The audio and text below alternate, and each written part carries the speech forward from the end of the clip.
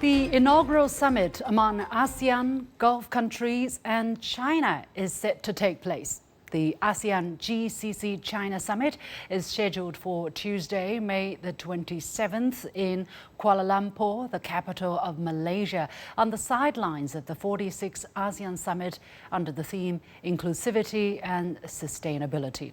Chinese Premier Li Qiang is expected to represent China at the meetings and pay an official visit to the country. As this year's ASEAN chair, Malaysia has highlighted its goal of forging and expanding economic partnerships with those beyond its borders as one of its main priorities. What drives the three parties to embrace each other? What's on the agenda of the summit, and how might this new platform bring fresh dynamics into Asia and potentially the world? Welcome to The Point with me, Li Xin, coming to you from Beijing. This is an opinion show, and I'm pleased to be joined from Kuala Lumpur, capital of Malaysia, by Kok King Kee, president of the Center for New Inclusive Asia, a non-government Malaysian think tank; from Phnom Penh, capital of Cambodia, by Chan Vanareet, director of the China ASEAN Studies Center at Camtech University; from Shanghai, by Wen Yao, associate professor in the Institute of International Studies at Fudan University; and from Brisbane, Australia, by Warwick Powell, adjunct professor at Queensland University of Technology. Gentlemen, welcome to The Point. First of all, let's take a look at where this trilateral mechanism comes from. Malaysian Prime Minister Anwar Ibrahim said in February that ASEAN must expand its global engagement beyond traditional partners. And during Chinese President Xi Jinping's visit to Malaysia, the two sides issued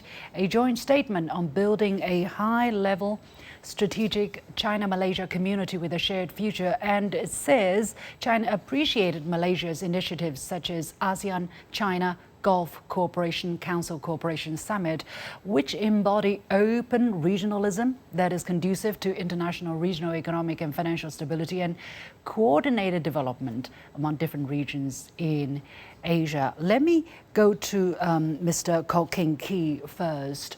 Exactly whose idea was it to bring the three parties together, and what's the consideration? I think our PM, Anwar Ibrahim, initiated this because Malaysia is the rotating chairman of ASEAN this year.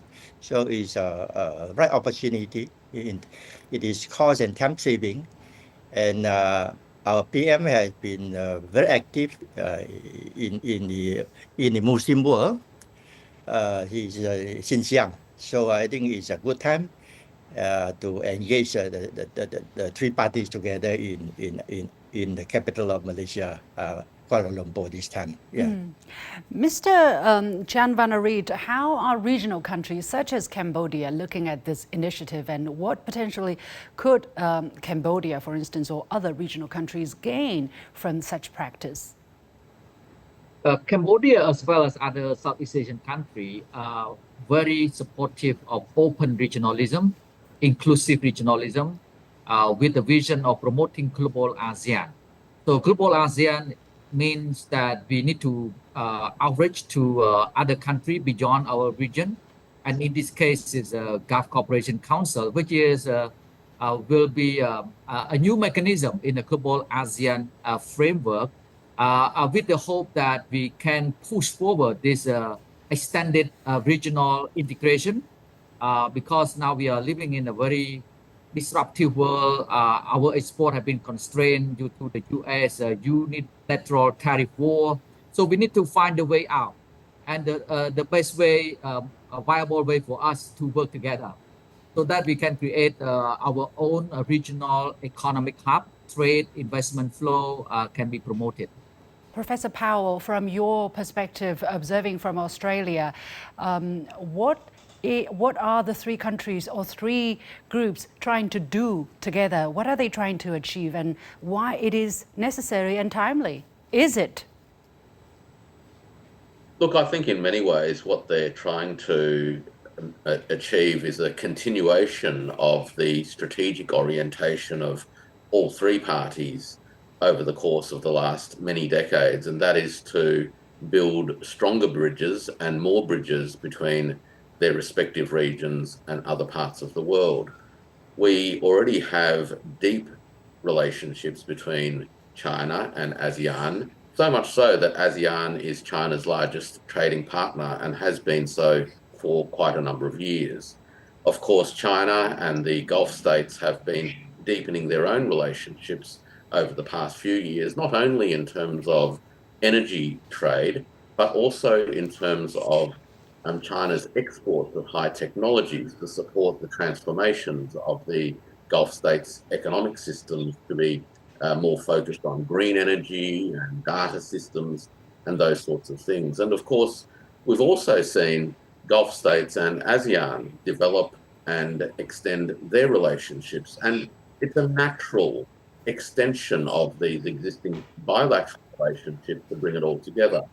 There's also an important historic dimension to this, Lucian, and that is that these relationships, in a sense, speak to a world that existed over 1,000 years ago when China and Malaysia in particular were pivotal to trade relationships with the countries or the civilizations of the Gulf state. And in some regards, what we're seeing now is a 21st century version of those sorts of relationships that blossomed during the Song and the Tang dynasty. This is an exciting time for all parties involved because this really says that together they are able to trade, to exchange the goods and services that they all need from each other, and to help each other achieve their own ambitions for economic vitality and improving the living conditions of the people that they are each responsible for. Let me go back to Mr. Kok King Kee. Again, this is a fascinating idea. When I first see the topic, I was like, ASEAN-China GCC? I mean, we don't really think this way, right? We think about ASEAN-China, okay, we think about China-US, we think about China-Latin America, but the three parties together, and they're although in the same continent, we're quite far apart. I mean, Asia is a huge continent. China is in East Asia, Southeast Asia, of course, groups a lot of countries in the southeastern part of Asia, and Middle East, Gulf countries are, of course, very much surrounded in the Middle Eastern part or the Western Asian part. Why the necessity to bring them closer? What brings us together? What are the common interests? Actually, if you think in terms of the maritime Silk Road, they are not very far. You know, when Zheng Ho went down, you know, to this Xiaxiang, it passed through Malaysia all the way to Central Asia. Sorry, to the Middle East, and we have a lot of things in common. You know, Malaysia and ASEAN countries, we are very export-oriented countries, especially in this time of uncertainty, with these, U.S. imposing these reciprocal tariffs. So it is more necessary for the global South country to get together, you know, and probably you're aware that these three blocks together accounts for 1/4 of global GDP and 1/4 of world population. So it is a formidable force if these three blocks come together. Yeah, that's the way I look at it. Professor Wen Yao from Fudan University, China supports the idea and China appreciates Malaysia's initiative, and Malaysia looks forward to the high-level participation from China to the summit. As I said earlier, Chinese Premier Li Qiang will be attending the trilateral summit. Why is China so appreciative of this initiative? What's China's position? Well, early in April, China holds the first ever central meeting related to neighborhood diplomacy. So China has again reaffirmed its premium placed on the neighborhood as the priority of China's foreign strategy. So China has been forging even closer relations with its neighboring countries in Asia. At this time, the tripartite relationship between China, GCC, and ASEAN could be greatly enhanced the collective voice of the global South. And countries from all three parties are important emerging economies in the world, especially in this time of rising protectionism and deglobalization.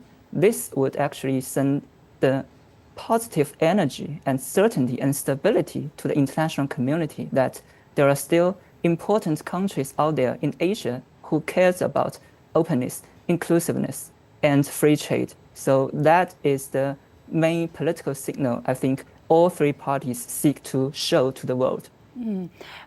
Chan Vanarit in Cambodia, Malaysian Prime Minister Anwar said in a recent interview that strengthening ties with China, the Gulf Cooperation Council, BRICS and other emerging economies is not about choosing sides. Rather, it's about ensuring ASEAN's strategic relevance in the multipolar world. What do you make of this remarks, bearing in mind that there will certainly be people who will say, no, look, the three countries are trying to, increase their power, their geopolitical ambition, and try to, counter the weight of the United States and so on and so forth. How do you make of the non-geopolitical, probably, significance on the mind of the host Malaysia? That is a very accurate assessment. I share the view that Southeast Asian countries are not interested in taking sides. What we're interested in is to advance our common interests through open and inclusive multilateralism. So that is our firm belief that we need to promote this multilateral system that benefits everyone, as not only us, but our partners as well. So in this geopolitical landscape, I think ASEAN have been working hard to diversify its strategic partnership, pursuing this hedging strategy, so to speak, so that this trilateral summit is just one of the examples or one of the initiatives that ASEAN have been forging over the decades. And I think in the coming years, we may have another initiative, let's say with Latin America, with Africa, and can put China Why not? together. So why not? This is, as a previous panelist mentioned earlier, it's a Global South time. It's a moment, critical moment for the Global South to work together to shape and build a new world order that is more inclusive, fair, and just for all of us. Yeah. Well, Professor Powell, how challenging is it, however, for such Global South platforms and grouping to gain traction, to gain momentum and make it a sustainable, a long-lasting initiative? Because after all, there's a lot of hurdles and there are differences. It's a young platform. This is the inaugural meeting. So what has to be done by the three groups so that they can actually make an impact for themselves, for the Global South? Look, fortunately, we're not working from a blank sheet of paper. The relationships that exist in a bilateral way that I described earlier lay strong foundations of historical economic collaboration, as well as social and cultural and political exchange. So at that level, there is already a foundation of trust and understanding. What needs to happen now is to build upon that by laying out what the parties together see as their common interests and how, by working together in this format, they will be able to take their already existing relationships to another level altogether and explore how, through this tripartite arrangement, they can actually do more than they could do before in those different bipartite arrangements. So I think we're talking about a group of countries that have a long history of commitment to dialogue and negotiation so as to achieve consensus, because achieving consensus lays the foundations for ongoing collaboration. Now, that all takes time. You don't achieve consensus by one party forcing their views onto everyone else. And the good thing, I think, about this particular group of participants is that they actually have a deep history of talking and understanding that it is only through dialogue that you can lay the solid foundations for sustainable collaboration going. Yeah. What about Gulf countries? I mean, you have done quite a lot of work involving these countries in the Middle East, in the digital area, and so on and so forth. And unfortunately, we don't have a guest representing that region for today's show. May I use you as a proxy, as an interlocutor, Professor Powell, if I may? Speak from their perspective. Why is it important for them to look east and in two different directions, East Asia and Southeast Asia? Look, I think that there's a few reasons. One is, of course, from the Gulf countries' point of view, they understand that the foundations of their economic wealth that have been built over the last 50 years are not likely to be there for the next 100 years, which means that they are all focused upon how to lay the groundwork for significant economic restructuring.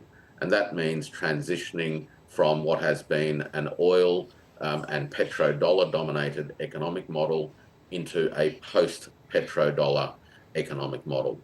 To do that, they will need to access a broad range of technologies and know-how, including technologies in renewable energy, not only in the production of renewable energy, but the storage of renewable energy and the entire ecosystems that go with it. At the same time, they need to access new markets, and that's where Southeast Asia really comes into its own. And between the three of them, the complementarities are there for Gulf countries to continue driving their restructuring, for China to play its role as a critical enabling technology provider, and for Southeast Asian nations to access the markets, but to also play their role in the overall network of critical infrastructure. Professor Wen Yao, speaking of complementarity, I don't know how much you agree with that, but the Chinese Foreign Ministry actually said that the inaugural trilateral summit will help achieve complementary advantages and mutual benefits among the three sides. From China's perspective, how does China see the complementariness of the three economies, and what does China have to offer, and what does China look to gain from the trilateral cooperation specifically? Yes, we can look at this picture from two sides. One is from the picture of investment and production. Chinese investors, Chinese companies are, over the past few years, are actively looking for good investment opportunities in both the Gulf region and Southeast Asia. And through the BRI, China also embarked on cooperation in terms of infrastructure building.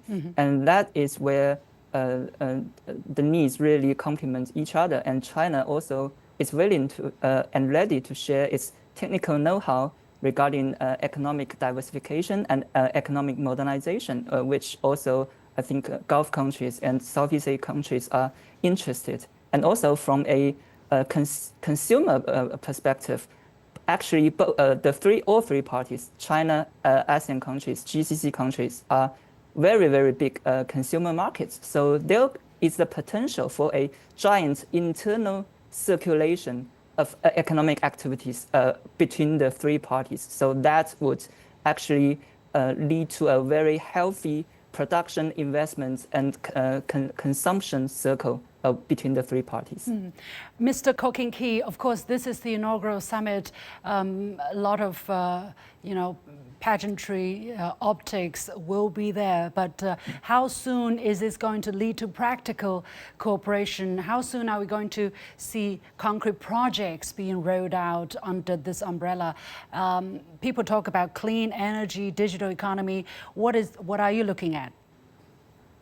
Yes, I think China is a world leader in green, in renewable energy, in green development. That's a fact, and also, China is good in, is also has achieved a lot in terms of poverty elevation. These are the areas that also you can look into. Digital technology is now very popular, so I think this is one area that the three parties can look into it, and China is leading in this. And as I said, the world is also transitioning to renewable energy. So again, China is good at that. Yeah. Yeah, Mr. Ranariz, what is your imagination telling you? What could come out of the tripartite collaboration to benefit the local people concretely in the short term? Benefit someone on the streets of Phnom Penh, for instance? I think in addition to what have been discussed relating to the green economy or digital economy, I think other areas of cooperation can be on tourism industry, trade promotion, investment facilitation, because investment very critical in job creation and opportunities. And perhaps they will have some kind of projects on connectivity, such as this kind of infrastructure connectivity. But of course, as our geographical scope is too vast, so perhaps air connectivity can be promoted among the three regions. But I think that digital connectivity can be further facilitated because now we are all transition into either 5G or 6G networks, but we need to have a compatibility, how to integrate all these systems together so that we can boost what we call digital transformations. China just announced the completion of negotiations with 10 ASEAN countries on version 3.0 of China-ASEAN Free Trade Area, and the official agreement is expected to be announced very soon. Will freer trade, Professor Power, will freer trade between China and ASEAN impact more broadly in the region and potentially for countries such as Australia? Well, there are a number of trade agreements that overlap each other, and the free trade agreement between China and ASEAN is one of those. And China, of course, together with ASEAN, are also members of the Regional Comprehensive Economic Partnership, which extends to Australia, New Zealand, Korea, and Japan. So I think what we're starting to see is the realization that in an environment where global trade is being radically disrupted by Washington's policies, that the institutions that sustain and support and ultimately nurture the increasing openness of trade, whatever those institutions are, need to be not only protected, but to be enhanced. And this is what we're seeing here.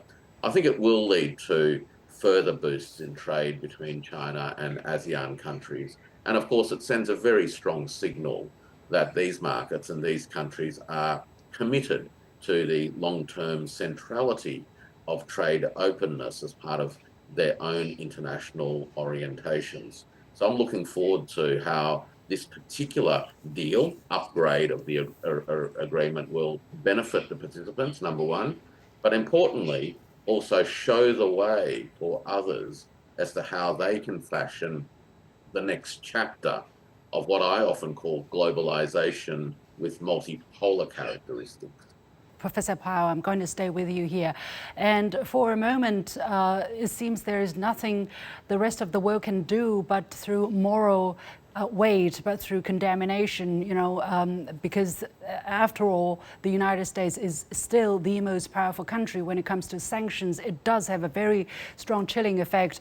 What can countries do together to counter that kind of hegemonic and bullying practice? And is this kind of trilateral platform a potential way forward for countries to say enough is enough? We want to be treated properly and with respect. Look, the United States does have a penchant for unilateral actions, particularly those that seek to prohibit other countries from doing things. And the track record has been patchy for many decades and has been getting worse in the last decade or so. American tariffs and Western tariffs, more broadly speaking, levied at Russia and others, have proven to be less and less successful on their own terms.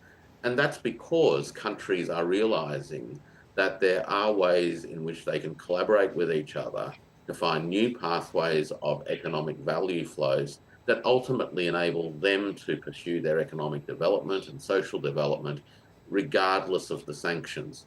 Now, the unfortunate thing about this is that the sanctions do end up causing a backlash, and the backlash hurts the countries and the working people in the countries that are imposing them on others.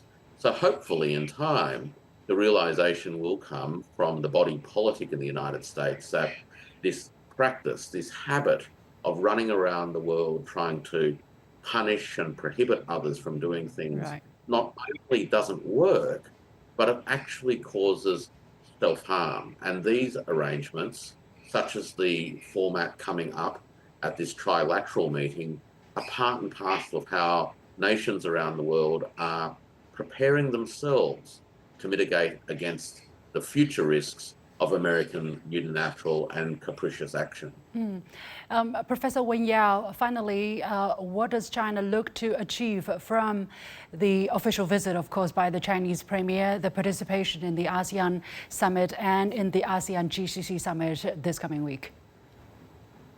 Well, I think from Chinese perspective, first of all, it's a political signal, first and foremost. It sends the signal not only to neighboring countries, but also to the world that countries in Global South still can find ways to unite, to make their collective voice heard, that openness and inclusiveness and multilateralism are the way forward. Second, there might be practical negotiations and discussions regarding, for example, clean energy development, green energy, digital economy, supply chain connectivity, etc., etc. And I think going forward, very importantly, are also some non-economic dimensions of the tripartite relationship. For example, political exchanges. All the three parties actually they come from different civilizational background. They have different political systems, and they all show respect towards each other's own pursuits independently for modernization. That is crucial, actually, for the Global South countries to continue their way forward. And finally, people-to-people exchanges are still very important. For example, at Fudan, every year we host hundreds, if not thousands, of students, experts, and scholars from Southeast Asia and also Gulf countries. Mr. Ko King-Ki actually is a frequent contributor to our academic events. So I think that serves the foundation for inter-societal relations in the coming generations. Great, great. And so, yeah, it's natural that I call on Mr. Ko King-Ki to wrap up the session. Maybe that's all the time we have. Mr. Ko King-Ki, how much inclusivity and sustainability can be promoted through the summit?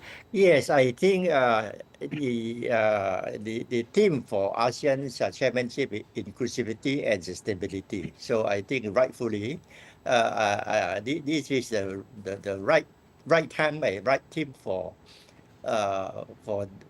this summit to take place, and I'm sure from there will be some positive development, out of this summit, and it will also show an example to other countries, to other parts of the world, that how countries can work together for the good of the world and of its people. Yeah.